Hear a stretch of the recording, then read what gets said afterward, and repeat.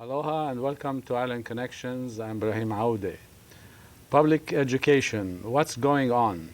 We have Senator Will Espero from the 20th Senatorial District and Representative Roy Takumi from the 36th Representative District to discuss the situation with us and tell us what's really going on. But actually we'll have a nice conversation. Senator Espero, among other committees, he serves on as the Vice Chair of the Special Senate Committee to consider approaches to teacher furloughs. And Representative Takumi is the Chair of the Education Committee, but you also, in other committees, including higher education. Yeah. So what's really going on now in the Senate, Senator? Well, we've got 2 weeks left before the session ends. And the big issue now before both the Senate and the House is the state budget and what we will do to balance the budget. Both houses have two different ideas on many bills. And some of these bills will certainly impact the discussion on Friday furloughs and the education budget. My guess is this school year doesn't look too good in terms of salvaging it, but hopefully we'll be able to take care of the next school year beginning in the fall. Yeah, because I know that you have worked hard to try and salvage days from this school year. Yes. But you're saying now that there were no takers in all areas of government? Well, if I'm correct, we've got 4 days left for Friday furloughs. And I'm not optimistic, although I'd like to think that anything can happen. But there's still some differences that need to be worked out between the finance committees. Yeah. It's a shame because people like you have worked hard, and then, it's a shame that students are still out in the cold, so to speak, on those furlough days. Many individuals have put in a lot of effort to try to end the Friday furloughs, including parents and students as well. And yes, it is unfortunate that we haven't been able to get all the parties, especially the governor and the HSTA and the DOE, to come to an agreement.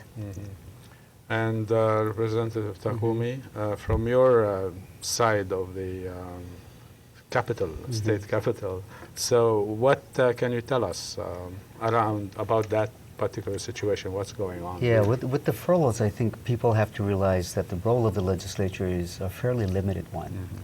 I think people should realize we don't sign the contract, and we cannot bring the parties to the table. Even if we called the meeting, they don't have to show up. Whereas if the governor called everybody to the table, she does sign the contract, they would show up. So historically, the legislature's role in collective bargaining is to fund whatever agreement comes up. The difficulty we have this session is that while we are willing to fund, we have two vehicles still alive, obviously, taking money out of the Hurricane Relief Fund or within the department itself, reallocating dollars to take care of the furloughs. Without knowing what the settlement is, it's frankly impossible for us to come up with a dollar amount. And again, it's up to the parties, the department, the Board of Education, the teachers union, and the governor's office to hammer out an agreement, come up with the cost, and then the governor has to send down a request for an emergency appropriation. And I know the senator agrees with me, we will be willing to fund that agreement. But until that time comes, and we're running out of time, as you said, 4 days left this year, and then we're looking at 17 days next year. And obviously we'd have to do it in the remaining days we have. So we're going to cut it close to come to an agreement, but I'm going to remain hopeful, and there are some signs that from the governor's office that she's willing to take another look at this now. Should this have happened months ago? Absolutely yes, but better late than never. Yeah. We also are talking about the sit-in at the state capitol and at the governor's office. So it's interesting that this sit-in has grown from like just a few to a lot of people now, and of course they have a lot of support in the community as well. And we're talking about K through 12, right? But also an important thing is like higher education. because, among other things, the University of Hawaii, the only institution of higher education that is public in the state, and it has suffered quite a bit in terms of cuts, etc. So I interviewed Senator Tokuda, chair of higher education, and I asked her about the state of turmoil in education, and talking about the economic crisis that really defines that kind of turmoil or gives it impetus. So we'll watch that, and then we'll have a comment on this. Okay. It's been an economic crisis that we've never experienced before. As a result of that, we've had to take some serious look at our funding of various departments, including the Department of Education and the University of Hawai'i. And we've had to make some very tough decisions, like how much can we afford to cut lower or higher education without cutting into the bone and impacting student learning and our services that we provide to our students. So there have been many difficult decisions that the legislature, the Department of Education, our schools have had to make in the last 12 months. And unfortunately, it looks like we're going to have a number of tough decisions ahead of us, even going forward, for some time more. For the legislature, education, protecting the social safety net has been a top priority. I can definitely say that, that has been a priority for the Senate. So what we have tried to do is, as much as possible, buffer and protect education, as well as some of those social service programs that are neediest and most vulnerable in our community rely on. Yeah, I mean, she's stating it from how she sees it, from her own perspective. So any comments on that, Senator? Well, she is correct that this is probably the most difficult two-year budget cycle this year and last year that any of us have dealt with and will probably deal with in our careers because of the state of the national and global economy. And we're now at the point where the quality of life of our citizens is at stake. Last year we were looking at a $2 billion plus cut, and this year $1 billion plus. So you're looking at $3 billion, and that is affecting programs, services, and obviously education. And it's difficult to come up with a plan to balance the budget that everybody can agree upon, because many stakeholders and many people have their own special interest, and these special interests are legitimate and valid. And which ones do we cut, and at what percentage, and which ones do we unfortunately have to say no to?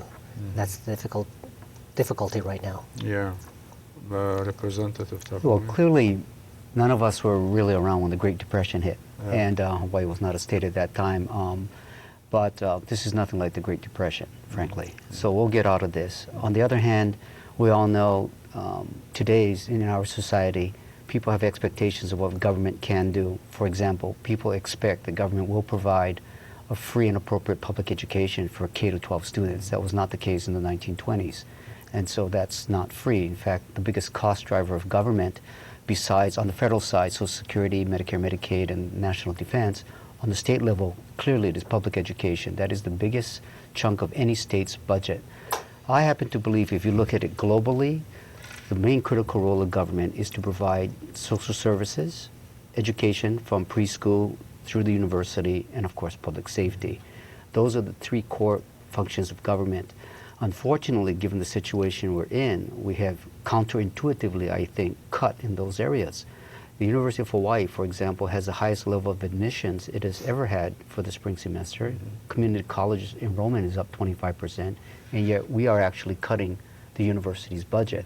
Similarly with human services, public safety, I mentioned that as well. When the economy goes sour, more people want to go back to school. That's one. Two, more people need social services. And three, frankly, there's more need for law enforcement because you have higher rates of domestic violence and crime and all the rest. So, it doesn't sound right perhaps, but that's precisely the time you have to maintain the current level of services we have in those three core areas, and then take a long and hard look at the other services that government provides. Let's not sugarcoat this.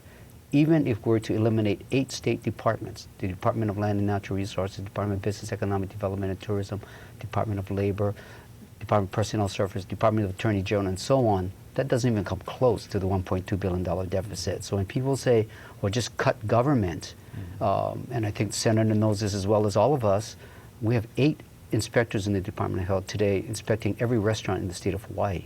8. That's kind of tough. That's cutting it way past the bone, I would think. Yes. But, you know, I mean, it's not only in terms of the university, it's not only in terms of cuts, you know, in other places like education, but as you mentioned, you know, in other places as well. But the problem, again, is that when you say let's everybody has to share the burden, already if, again, you know, you're cutting to the bone, I mean, you have to come up with other solutions. I mean, some people might think it's outrageous if government might go into debt a little bit more to maintain a certain level of services, which would be good for economic recovery, it seems to me, and might generate jobs, because even if economists now tell us that, oh, the economy is beginning to bounce up, you know, a little bit, but without unemployment, you know, decreasing, that's not good economic recovery for me if I were the unemployed person. So what is the Senate or the House, for that matter, doing about these things to try and, you know, as a branch of government, try and, I don't know, pressure the governor maybe to go in one direction that she might not be willing to go to, although I am glad to see that she's budging on other things regarding the furlough days and non-essential workers, you know, in the educational system. So any thoughts on that? Well, we're talking about cuts, obviously, but in that same discussion, you have to have a discussion on revenue generation. And in the next 2 weeks, we're going to have to determine whether we're going to be transferring special funds from accounts to the general account. We'll have to look at tax credits and exemptions for businesses and other organizations that have had these tax credits, and look at the possibility of raising taxes, whether it's 0.25%, 0.5%, or 1%. We might look at a combination of the 3. We might look at 1 or 2. And it's real crucial that the many bills, and there's about a dozen or so bills that are going to be in play right now in conference, where both the Senate and the House have differing opinions. And we're going to have a solution that everyone can agree upon. If not, there's an outside possibility we may have to extend our session, and nobody wants to extend our session because that just adds more cost to government. But it's something that could happen if there are not agreements, because there are some big differences on some bills between the House and the Senate. Yeah, well, let me say more about that. Like there's a certain proposal by Senators Baker and Fukunaga about the 1% increase in the GET, right? And then a lot of people rose up against it, including the Honolulu Advertiser in its editorial a few weeks back. So what's the situation in the Senate and in terms of support for that particular you know, proposal, and what are you getting out from like feedback from people, you know, in your district, for instance? Well, right now the general excise tax increase is probably not the priority bill that we're looking at. We are looking at the tax credits, as I mentioned to you earlier, and special funds. The Hurricane Relief Fund, as the representative mentioned, is on the table to help with education.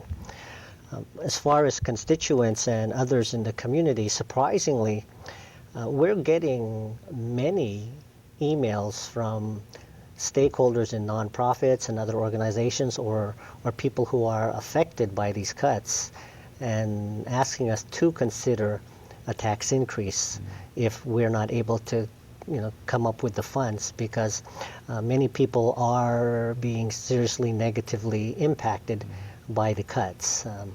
But we're not yet at the stage where we're looking at a general excise tax increase. But as I said, it is still on the table, and ultimately we'll have to decide very, very soon. Yes. I think it's important again to point out that unlike the federal government, they can go trillions of dollars in debt, which we are. They just have to print more money. State governments have to pass out a balanced budget that's based upon anticipated revenues, and that's all you can spend. And so we're caught in that. We cannot borrow money to pay for operational expenses. The only thing we can borrow money for is for construction. Right? We float bonds, we borrow money, we build things. But as far as just paying your salary or paying, the services for the Department of Health and so on, that you simply cannot do. Tomorrow we'll be voting on a number of tax measures, but as the Senator said, there are a couple of differences between the House and the Senate and the big ticket items. The tourist accommodation tax, for example, the House position is that right now counties get $94 million a year out of the tourist accommodation tax. The Senate is proposing to cut that back to $50 million, which would then free up those other dollars for the state to use. The House is saying, well, anything over $94 million. So if the TET brings in $100 million, we would take $6 million, but still give the counties a 94, because clearly all the mayors have said if we reduce that to $50 million, they will have no choice but to raise the property tax on resident homeowners. So that's one big ticket item on the table. Another one is the barrel tax. As you know, the original proposal was for $1.50 on every barrel that we import into the state, and now we've moved toward $1.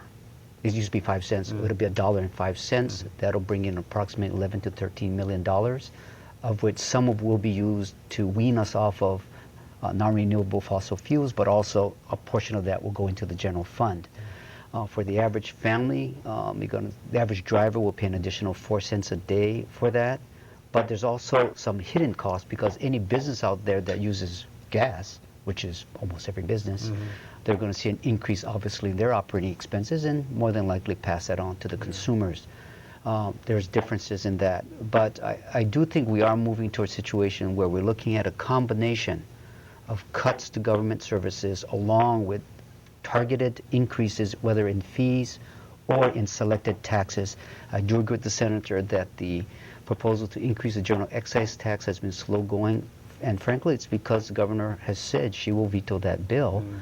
And so both in the House and the Senate you need 2/3 to override. In the House currently, to get 34 members to vote for an increase in the general excise tax, right now those numbers are not there. Yeah, but so there is some leeway for the government to borrow money. I mean, as you said, not to pay my salary, but to do other things like. Yes, but there is a ceiling. Okay. There is a ceiling. We cannot borrow, But- $500 billion. Yeah, I know. Yeah. But I mean, there is some flexibility right there, right? Yeah, but here's the dilemma. The dilemma is that on the one hand, remember now, these bond markets rate the ability for states to pay back, right? And you have AAA. Yeah, that's right. And so you don't want that dipping down, because then your interest rate increases. And so, and if we use money out of the special funds, say if we take $92 million out of the Hurricane Relief Fund to end furloughs, for example, the bond market looks at that and says, geez, you could have used that to pay back your bonds in case the economy slips even further down. Well, you no longer have that money, they might reduce your bond rating another letter, if you will. Yeah. So, there's always these consequences that you have to figure out, and the challenge then is to figure out that, and there's no right amount, but that's right, of borrowing enough to spur the economy in construction and so on, and at the same time not incur a debt that's going to be very difficult to pay at the back end. Yeah, that's right. So anyway, that's a good point. I want to go to Senator Tokuda's interview, and I asked her about the role of the university in economic recovery and so on. So I want to keep it between like the economy, K2 through 12, and higher education as well, Okay. and mix it up that way. Our university plays a very important role in our economic recovery and prosperity as well. We've been trying to talking with the UH administration at different ways that we can provide the flexibility and resources the university needs to take the university to that next level, whether it be looking at making sure that our facilities and the campuses and whatnot are repaired and maintained. The physical structures are up to par, because that in turn can provide us with additional revenue for research dollars, for example. That's one way where we can try to increase the money coming into the university outside of general funds. So we've been talking about the repair and maintenance needs as well as the overall capital improvement needs of the university. The Senate has been very, I would say, aggressive in trying to provide that kind of support to the university this legislative session and in past legislative sessions. Myself, we've also been working on trying to look at the procurement code and doing a procurement exemption for the University of Hawai'i, just so that we can make sure that projects that the university are moving forward on can move forward definitely with transparency and openness in terms of a process, but also not be hindered by some of the more onerous parts of the procurement code that have arisen. And in the past, the university had been given this exemption. This is one way, without expending tax dollars, that we might be able to help the university move forward on important projects, and at the same time possibly provide jobs for our local workers and businesses as well. So there's a win-win to a number of these types of things, whether you're looking at the procurement code or trying to build up the facilities for the university. We're not only talking about better services, better resources and facilities for our students and our faculty, we're also talking about jobs for our local people. Yeah, I mean, she put it, the role of the university and so on, and so what kind of creative ways you can have to, alleviate these kind of problems from the university. So I think this is one thing, even if you if you have to cut other places maybe, but not the university because of the role that it has in economic recovery. I mean, that would go counter to the thought or the thinking that, everybody should, bear the burden equally. I mean, it doesn't make sense that way. So I don't know where you would stand on that. Well, taking the university in economic development, let me bring up an issue, UH West Oahu. That is a project for West Oahu and the whole island for that matter, that we've been pushing for over the years. And I'm cautiously optimistic that we will be able to secure some funding for the school so that we may begin construction of the new university maybe by late summer or early fall of this year. Now that's not the exact question you were asking, but I thought since we are talking about the university and economic development in one breath, that is an example where hopefully we can build a new university and benefit the students, especially North Shore, Leeward, Central Oahu, as well as create jobs in construction. And then once you have a university, you're able to build a university community and the homes and businesses that would be associated with such a great neighborhood and community. Yeah, so any thoughts on that? Well, not only that, but... right, yeah. I think it's important, again, to point out the role of the university plays both on a personal level and at community level. On a personal level, there's no doubt that college graduates earn more money, therefore they pay more taxes. But people may not realize college graduates as a whole commit fewer crimes, they exercise more, my exception, not believe me, they smoke less, they volunteer more. In other words, people who graduate from college, the social indicators are much higher than those who do not. So just on an individual level, that's a benefit, both indirectly and directly to the community. But on a macro level, the University of Hawai'i, for example, there's over $1 million in grants that comes to the university every day. So the university generates well over $360 million in grants. The multiplier effect of those grants in the economy should not be underestimated as well.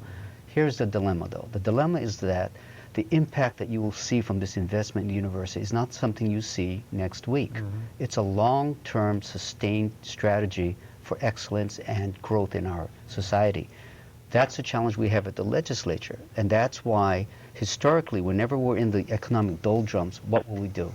We will say, well, what about a 10% tax credit for hotel tax if you renovate your hotel? Because that's something that you can do in the next few months and spur the economy.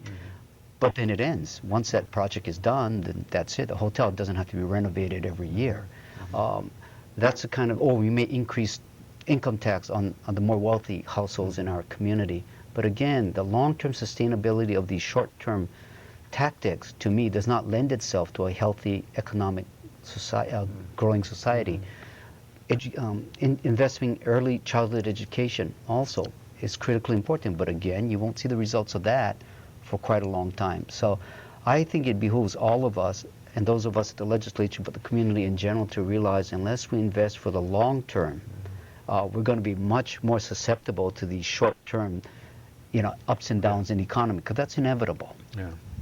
Yeah, but again, along those lines, if the university has been doing this for a long time, in terms of like the multiplier effect of the grants it brings and the other things, generating a job generation and all that, then this is being sustained. If you cut, then you're cutting that in terms of the long term, but also in the short term as well. So it doesn't. It's not a good thing for the economic well-being of the state to do so. I mean, at least at these levels that the UH has been cut already. Yeah. So I think the governor should or ought to realize these kinds of things. And I know that the legislature is more sensitive to that than perhaps the governor. I mean, that's my reading of it. So I don't know if you have comments on these things. Well, what you said is logical and obviously makes sense. But the reality is the university is competing with 1,000 other interests out there. And where do we find that balance? For example, if you cut childcare for low-income individuals, one could argue, well, if you cut my child care, I may not be able to go to work, and thus that'll have an effect on the economy as well. Or if you say we'll send some prisoners to the mainland because it's cheaper to send them to the mainland, but we might have to close a module, and some local ACOs or others may lose their positions. So it's just a very difficult task of trying to find that right balance with the many competing interests. But certainly the university has shown and does have a track record of economic activity and as the representative said, bringing in millions of dollars to our economy that has a tremendous ripple effect. Yeah, I mean, I'm not saying that the university shouldn't bear some burden, but I mean, we have to be mindful of those kinds of larger macros. Well, I think what the university has to do, and historically it hasn't done the greatest job, because look, anytime the economy doesn't go well and every program, every department, every institution is facing potential cuts, of course, in this case, the university will come to the legislature and advocate for the importance of the university and on and on. And like the senator said, well, everyone else is doing that as well. To me, what the university has to take a long and hard look is internal to the university. What are some cuts that could be made that doesn't sacrifice the goals and mission of that university? Case in point, should the University of Hawaii, realizing it's the only publicly funded institute of higher learning in the state, offer well over 100 majors that you can graduate in the whole gamut of majors?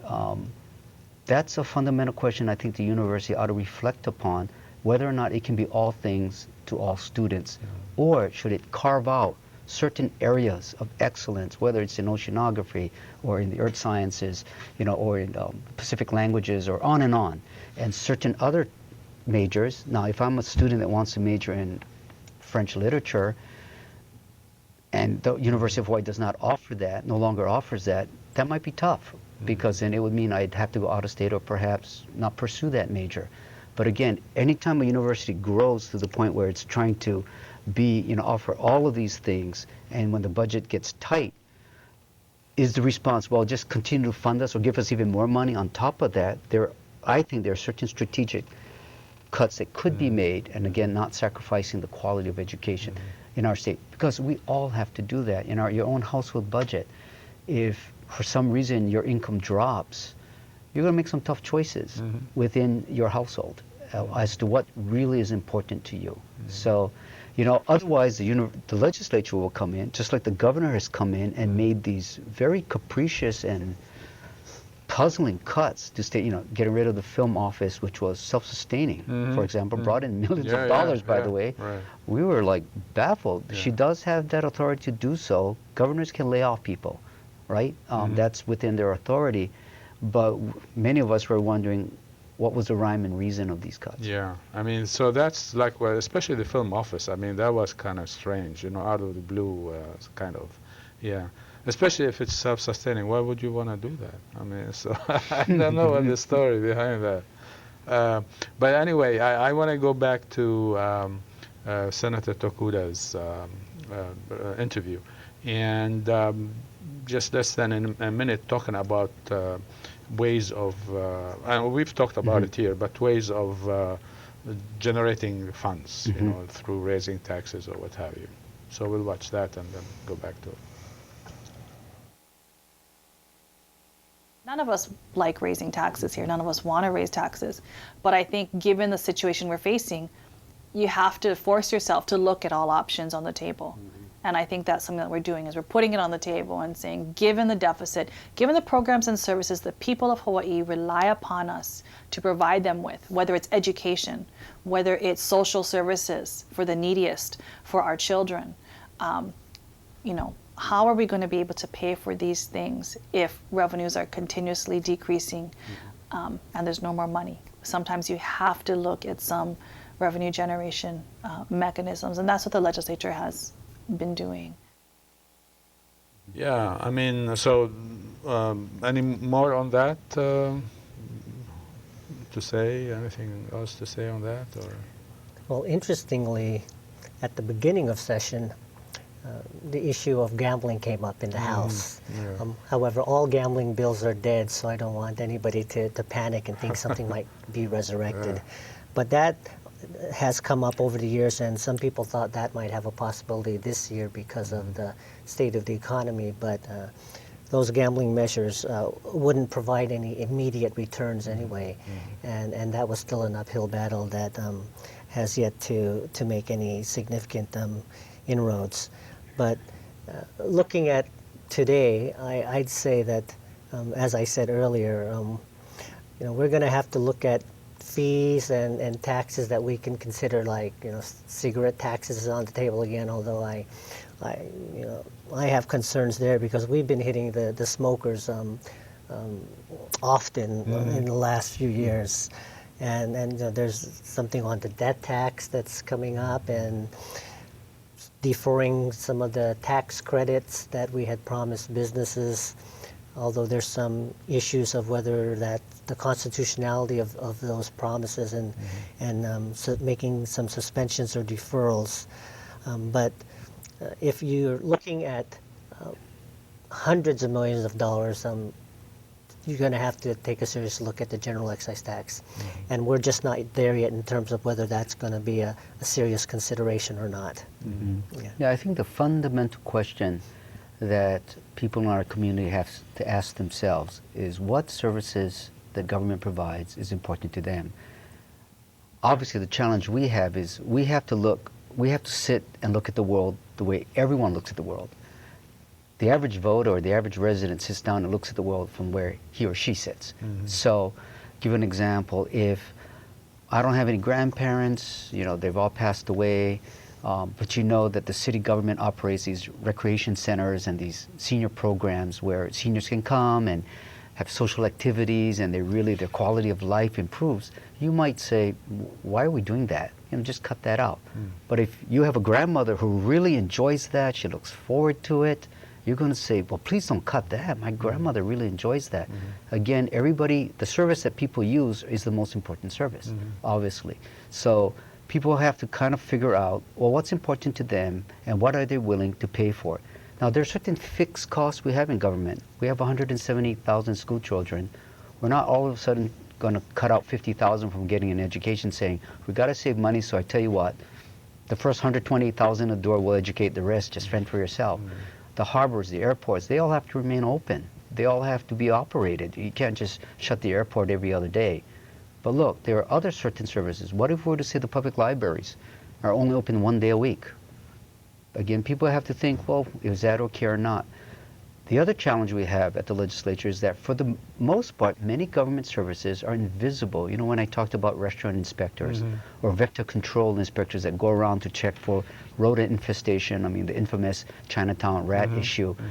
By and large, these are things that most people don't see on a day-to-day basis. And so they just feel, well, just cut services, just keep cutting and don't worry about it. Well, again, if you were to cut a very visible service like libraries, I suspect there would be an outcry in the community saying, oh my goodness, I didn't realize that would be the impact of these budget cuts.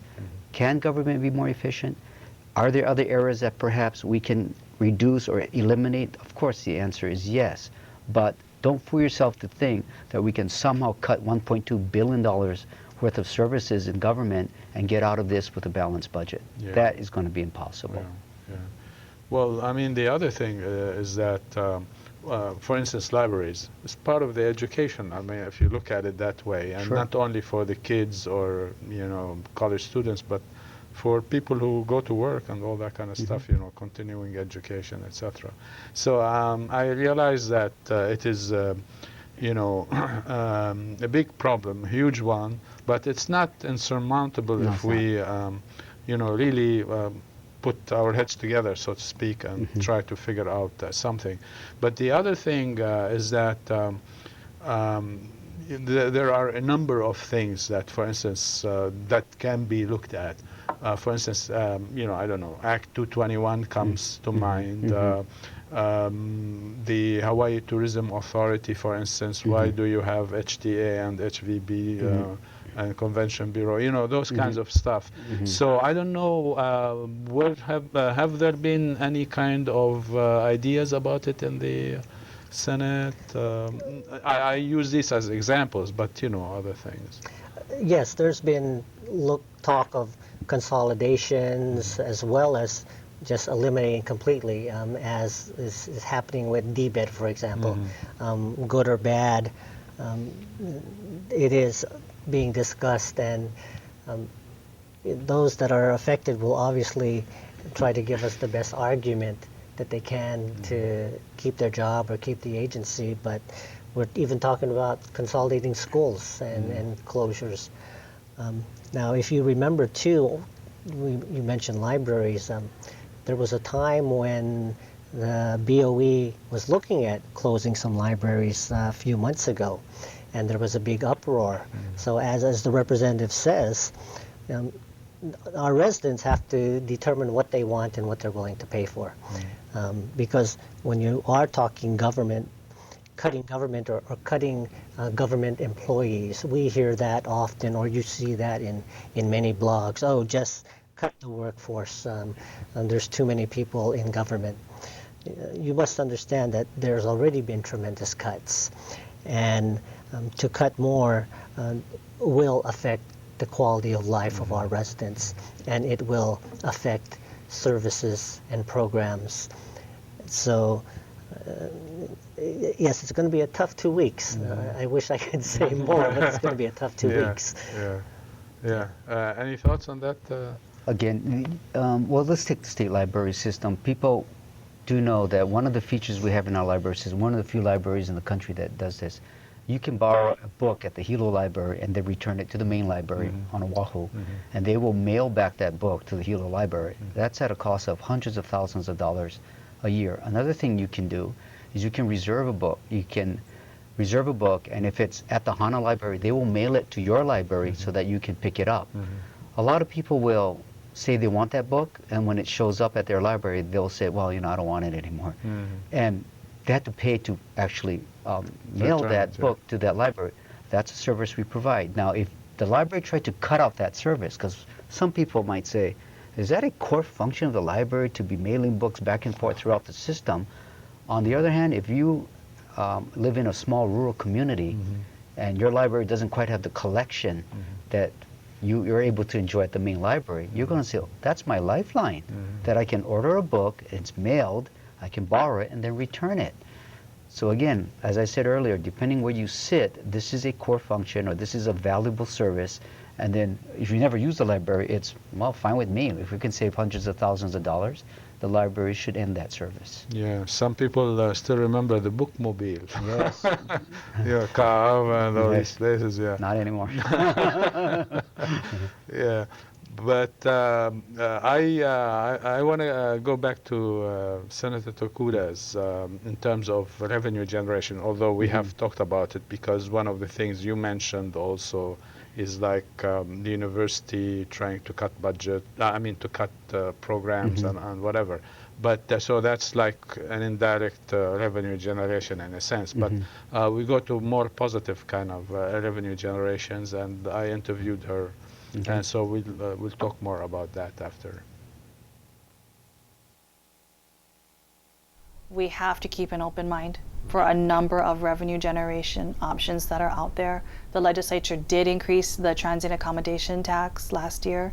It basically raised it $1 for every $100 worth of hotel room fees that a tourist or a guest were paying.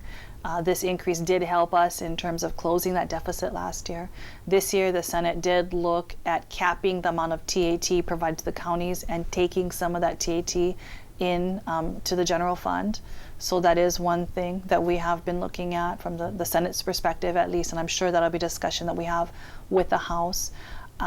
We've had to look at a number of different, options in terms of how do we raise more money to provide the services that we need. So for myself, while a lot of these different options may not be the most attractive, the ones that you want to do, we have to at least keep an open mind and really weigh out the pros and the cons. We definitely have to take into account how it would impact all of our residents and our businesses. And we want to make sure that we don't shoot ourselves in the foot and further hurt businesses or place the burden, more on those who can least afford to pay for it. Yes. Which is why when we looked at the GE increase at the Senate last year, it did include exemptions for food, drugs, and rent, so that those needy families or individuals who could least afford to pay any kind of increase would be somewhat buffered by a GET increase. All this juggling and really attention to detail that the legislature has to deal with to come up with some kind of optimal, if you will, solution to the thing. But I interviewed the senator on April 1st, but I want to find out from you folks since then any sense of change or some kind of agreement or going further apart between the Senate and the House on certain things, because you mentioned, Senator, that there are still some kind of disagreements, or not disagreements as such, but not close to each other as much as you might hope to. Yeah. I don't think that there's been any significant movement, at least from my perspective, since April 1st. We're just starting conference where the negotiations between the House and Senate begin, and some of the measures will probably get resolved fairly quickly. But the bigger ones stated TAT and business exemptions and maybe rainy day fund transfers will take a little more time. But the clock is ticking. And we don't have much time on our side. So we're going to have to come up with those difficult decisions very quickly. We're going to have to expedite things because it's an election year and there's some major elections coming up, and people want to get into their communities to explain what we've done and why we did them. We're going to have to reach out, I think, significantly, because many people will be affected one way or the other. Yeah, because I'm thinking about the TAT. If you scoop it up from the counties, a certain percentage of it which mean it would mean a tax increase on the population, because the counties, they gotta like adjust for that by increasing their own taxes, Right. etc. If- So that's a Right. problem, you know. You know, So, and they're gonna blame you for that. Well, interestingly enough, over the years, we have introduced bills to authorize the counties to impose a sales tax. As you know, you go to many parts of the mainland, you're going to pay a state tax, and then Los Angeles or Las Vegas has an additional tax on top of that. And all the mayors oppose that.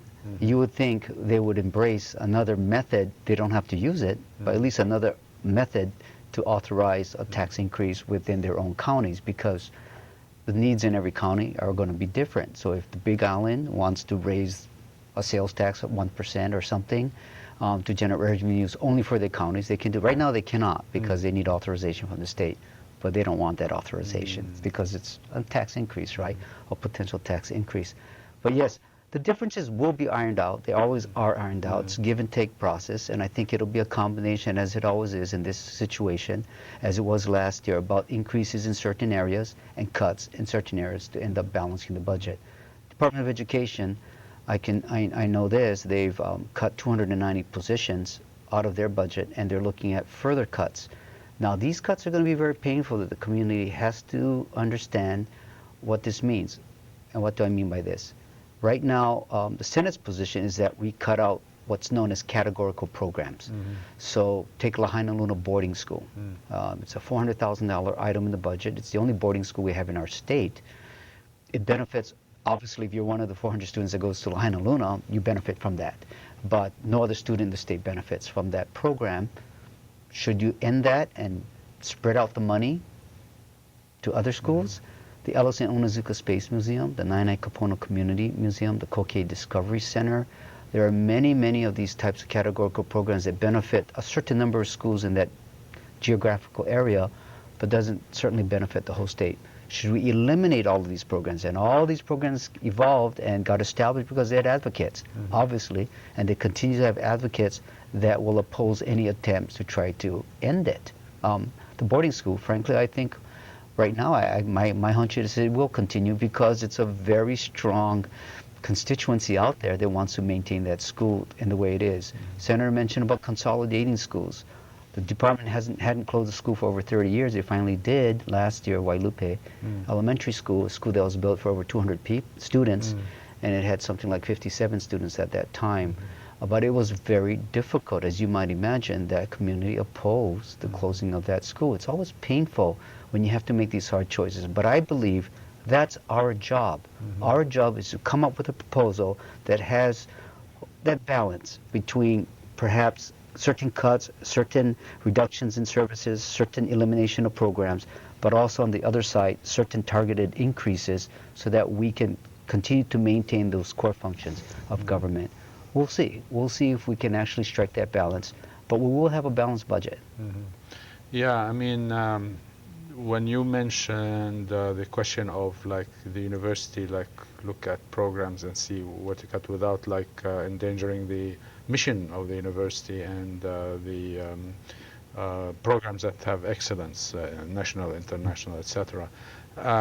You will have like, at least if not you, the university administration will have a fight on its hand, because you gotta, on the one hand, stay true to the mission of the university.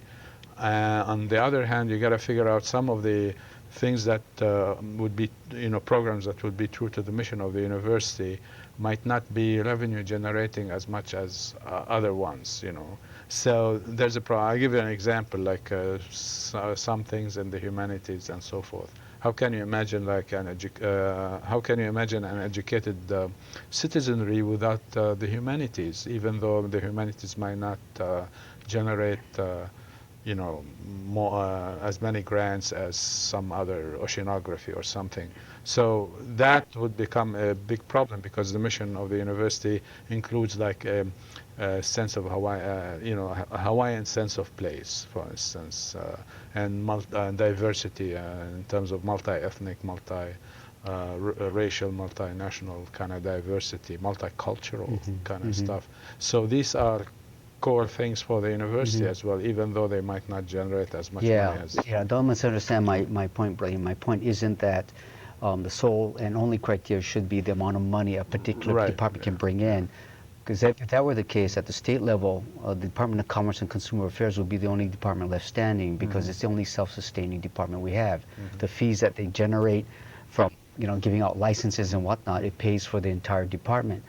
No, of course that's not the matrix that we should use. But keep in mind, otherwise the other extreme position is that every single program, every single course at the University of Hawaii is equally critical and necessary. There's no course that's less important or more important. Looking at it from the macro level, that's like saying every single government service is equally critical and necessary and important. That's simply not true. That's not true. The dilemma comes about when a group of sincere, well-meaning people have to make decisions as to what's less critical and less important. And that's where you get the struggle. Because, like you said, within the university, the administration would say, look, ladies and gentlemen, we have to cut this amount, and we decide to make vertical cuts instead of saying everybody take a 3% or 5% whack horizontally. You're going to get a nice debate happening. But if that's the hard choices you have to make, that's the hard choices you have to make. So even within government, we have to look around and say, is this as important? I know it's tough when there are people doing the work, and no one likes to feel my job is less important than that job. But that's the kind of decisions we all make, again, in our own household. That's the decision private companies make. That's the decision government makes. I'm saying if you got to make those hard decisions, it should be in a way that is fair, that is transparent, that is objective, that makes sense, and that everybody knows what the criteria that's being used. Otherwise, it seems very arbitrary, very capricious, and you just scratch your head as to, geez, how did that happen? Again, the film office as an example. Well, I mean, even before this financial crisis and economic crisis occurred, there were people who were talking, for instance, let me put it out there, the med school, for instance.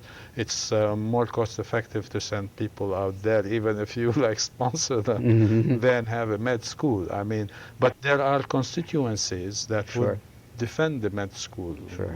There are other schools like that. So I'm just bringing those, as examples. So if you have influential constituencies doing that, then that would really fly in the face of that kind of logic and reasonable kind of discussion to get rid of certain parts of the university or programs or what have you. So there is that kind of problem. So I don't know how the administration would do it, especially if you have an administration, UH administration, that, especially because of what happened at the university regarding the negotiations with the union, etc., that doesn't have much support from my reading of it, from the faculty as such. Some administrators have more support than others, etc. But especially with these kind of turmoil that has been going on in the university in terms of administrators, selecting them or voting for president, vice president, whatever the case might be. So I just pointing to the history of that since Dobell, if not before. And so it is rather important to keep that in mind, I think. So do you have any kind of ideas regarding the university, where, I don't know, from your perspective in the legislature? May I ask you a question? Yes. This weekend, the UH football team had practice and scrimmage on Kauai. I had a discussion with some students on that, on whether that was a wise decision or not. It's those type of things where, one could argue it did help the airlines and the hotels and the restaurants on Kauai, and then the other side saying, why are they practicing on Kauai? And do you have a thought? Yeah.